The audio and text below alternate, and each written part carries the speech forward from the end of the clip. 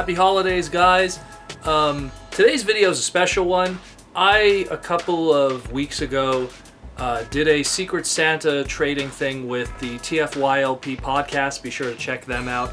And I got a package in the mail a little bit too late for when they were going to do their Secret Santa podcast. So I decided what I'm going to do instead is I'm going to do it right here on Protoretro. So I got a package from somewhere in the UK, and I'm going to crack it open and check it out right now. So it's going to be a little jump cut here, so one sec. So, sorry about that. So what I got from Tobias from the UK, awesome dude. He sent me a little Secret Santa package, and it's something I was missing because I kind of said what I was lacking right now in my collection. I haven't been picking up a lot, and he got me Robots in Disguise 2.0 Drift. So guess what? We're going to be doing a review of Robots in Disguise 2.0 Warrior Class Deluxe Drift. To give me an excuse to kind of revisit the history again of this character, because a lot has happened since Age of Extinction. So this is Protoman, this is Protoretro, and thank you, Tobias. Let's do this. Protoretro. Alright, so here we go. RIDU 2.0 Robots in Disguise Drift. So, thank you, Tobias, for again sending this in the mail all the way from the UK. This is a UK RID toy, I guess. I mean, it looks kind of like our Canadian ones, but I guess they probably go through the same packaging issues we do over there. Anyways, thanks again. So what we're going to do is we're going to use this as an excuse to revisit the character Drift and talk about this and that exists of it. There's been a few predominant Drifts throughout the years, and we're going to touch on those and kind of ignore like the Shattered Glass one and the animated one that's been loosely mentioned. We're going to go for more of the stuff that has been turned into toys and does actually exist. So we're going to start at the first one, right here. All the way back in Armada, there was a character named Dirt Boss, and he was in Armada known as that. He was part of the Skyboom Shield team and stuff. But in Japan, he was called Drift. And that's when the name first appeared. There never really was a Drift before that. And in Micron Legend, Micron Dotsetsu, whatever you want to call it, he was called Drift. He was the first of the first. And he wasn't a samurai. He was just, because he was more of a SUV hatchback, he drifts because, same thing. His name Dirt Boss comes from that whole drifting rally origin. So, yeah, he drifts. Dirt Boss. First one. Of course, in 2009, Alex Milne and Shane McCarthy gave birth to this character from the IDW G1 verse, which was Drift the Samurai, and this would be a character trait of the character that would stick from that point on, as well as a few other things, such as being formerly a Decepticon and having a past that he's not too proud of. This became the prototype of what that name would be associated from that point on in any other continuity, ignoring what existed originally in Japan. So that was that Drift, and he turned into your typical sports car, had a samurai sword, was a former Decepticon, now is, a samurai warrior working for the Autobots to amends the evil that he has done before. That was the prototype for it. He became a popular character in the comics, still is today in my opinion, and yeah, that's that one. Flash forward to Age of Extinction, 2012, 2013, 2014, we have Drift from Age of Extinction from the movieverse. Now again, using what Shane McCarthy and Alex Milne did visually and, character-wise, gave birth to another character that was former Decepticon, now an Autobot, now, a samurai, sword-wielding good guy.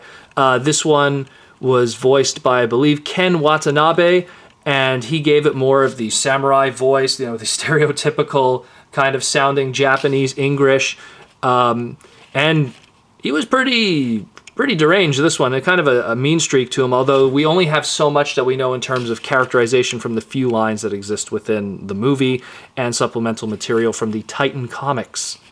So yeah, that was that Drift. Sword wielder, sports car. He also had a speed change. I like to call it my switchblade drift. You just flip it like that. One step flip, movie drift. There's quite a few other drift toys, but That's another one worth naming. And that leads to this one here. Now, this Drift too, also a samurai, also sword-wielding, former Decepticon, separate continuity. And this one is voiced by Eric Bauza. Funny story with that. At TFCon 2010, when Animated was still doing its thing, Eric Bauza did a panel at TFCon 2010 and mentioned that he was a big fan of Drift, who at the time was just going on in the comics with Alex Milne in the miniseries.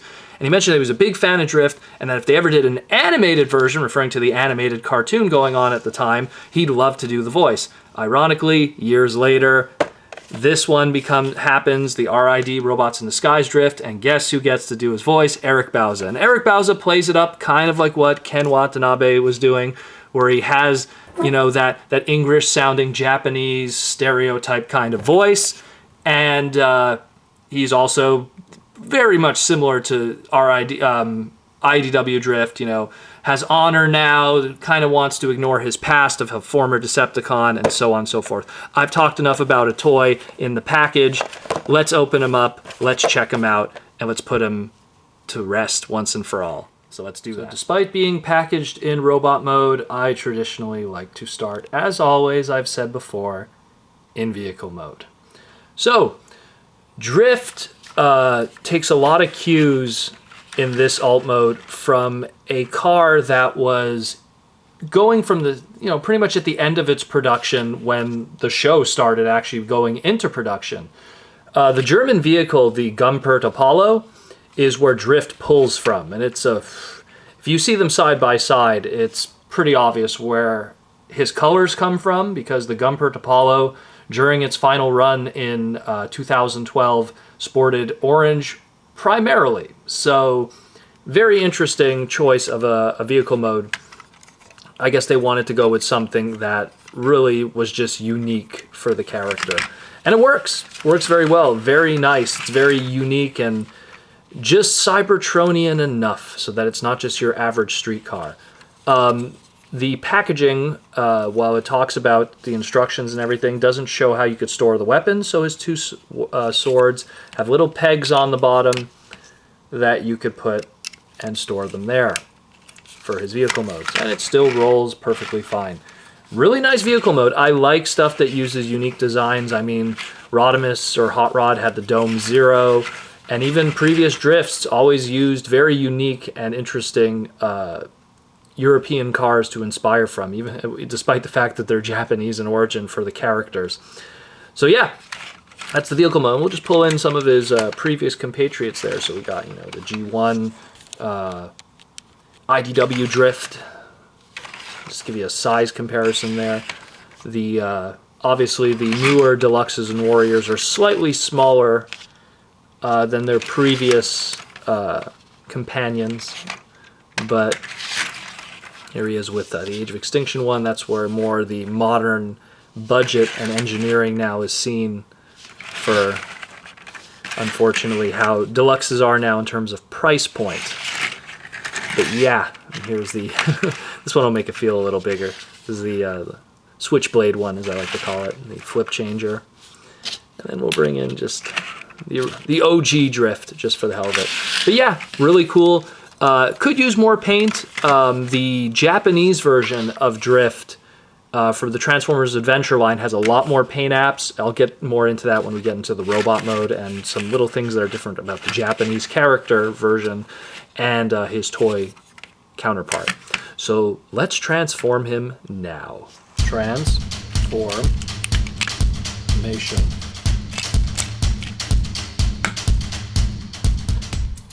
Looking good, samurai boy. So, we got Drift in robot mode.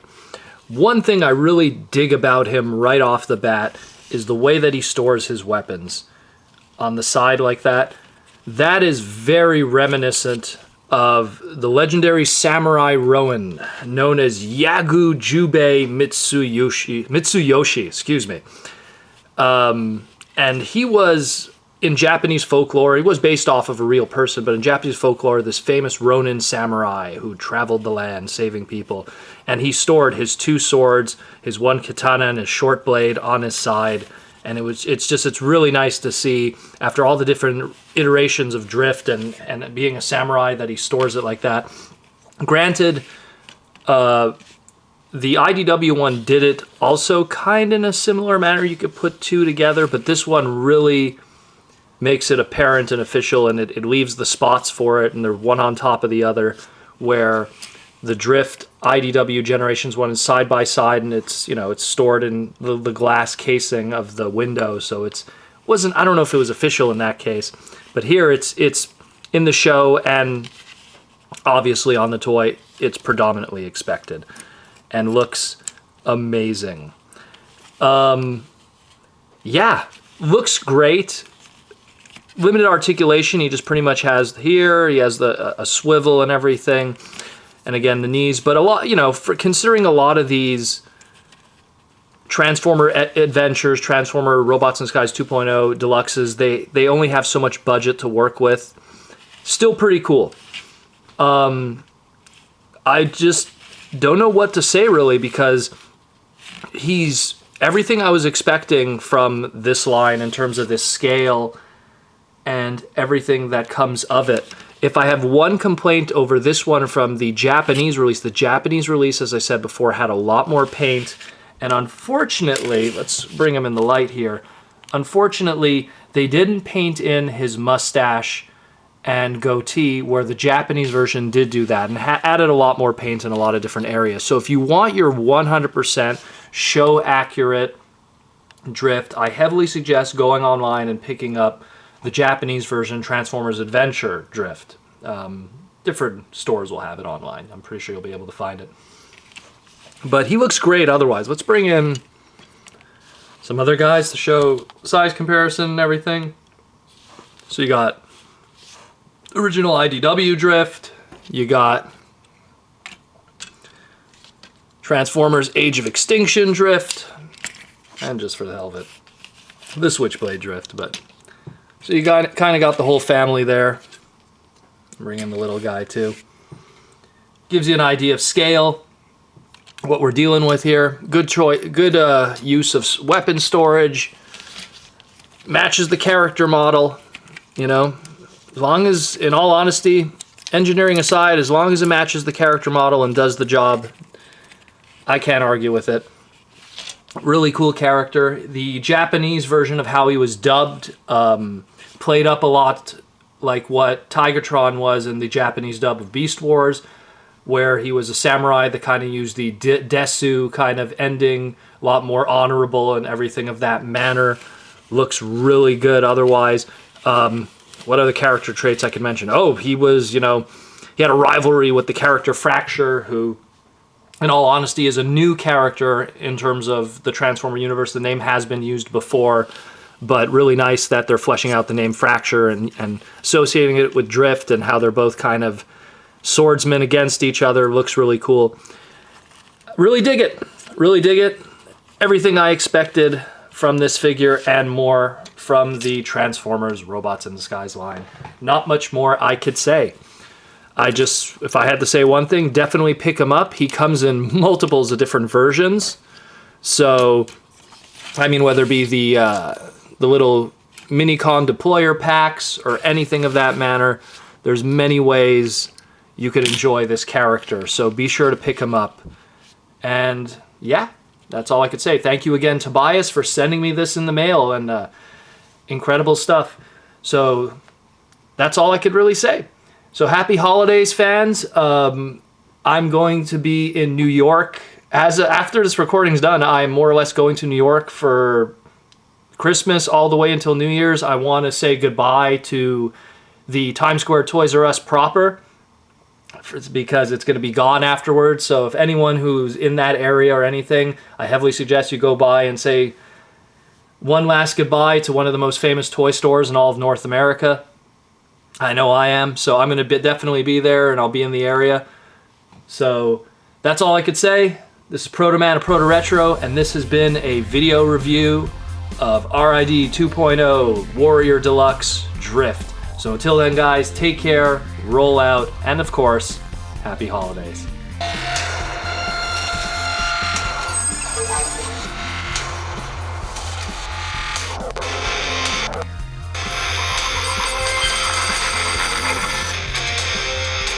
Aw, yeah.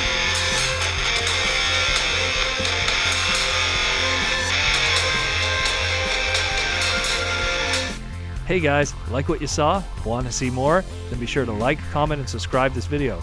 Also, don't forget to follow us on Twitter and like the Facebook group for all the latest updates from Protoman of Protoretro.